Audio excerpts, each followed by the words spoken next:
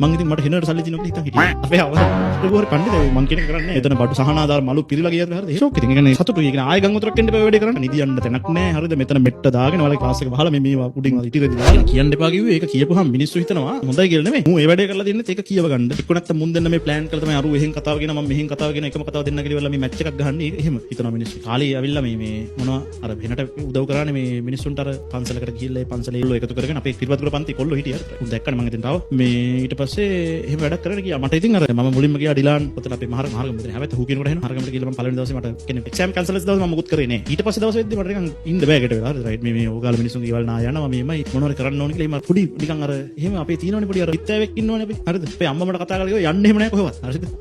අපේ අවර හරිද?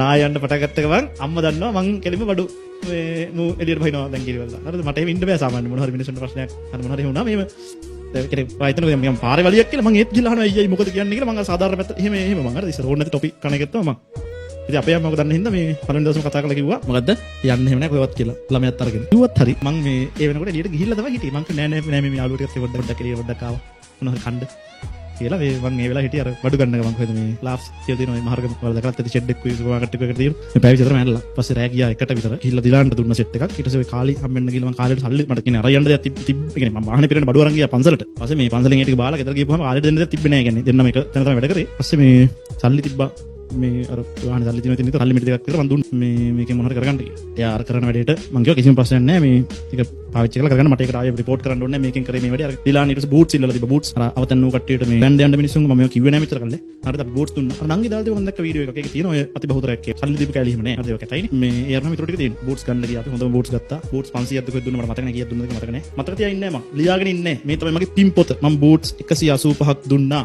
එහෙම නෑ මම දුන්නා මතක. හරිද මට ගාණ මතකත් නෑ. දුන්නා මතකත් නෑ. කවුරු හරි එකෙන් ඕනේ ප්‍රයෝජනයක් ගත්තා නම් ඒකෙන් මොන හරි පිනක් සිද්ධ වෙනවා නම් ඉතින් එහෙම වෙයි. පිනක් පොඩිත් නෑ. අතර අතෑරීමට දෙනවනේ සමහරවල්. කියන්නේ මේ තියෙන හින්දා දෙනවා. නැති වුණාම ලැබෙයි කියලා හිතාගෙන නෙමෙයි දෙන්නේ. නැති වුණාම නැති. දෙයියොන්ට නිකන් ඇපල් ගෙඩියක් දීලා ප්‍රාර්ථනා කරනවා මට ලබන ආත්මේ ඇපල් වත්තක් ලැබෙන්න. දෙයියෝ කල්පනා කරන එක මාර අසාධාරණ වූ. මේ ඇපල් ගෙඩියක් දීලා වෙලා කොහොම තෝමා. මේ මොන ධර්මයක්ද? ඉතින් මේ ඔහොමම වැඩ ටිකක් කරා. අපි ඊට පස්සේ අපි ගියා පන්සල් වලට ඉස්කෝල වලට ගියා. හරිද සමහර පැතිවල මේ මොනවද වෙන ප්‍රජාශාලාවල මිනිස්සු හිටියා දා. හෙන්නට ගියා අපි ඊට පස්සේ 30ක් විතර ලොරියක් අරගෙන මගේ යාළුවගේ යාළුවෙක් ඉන්නවනේ කාසෙල් එකක් තියෙන.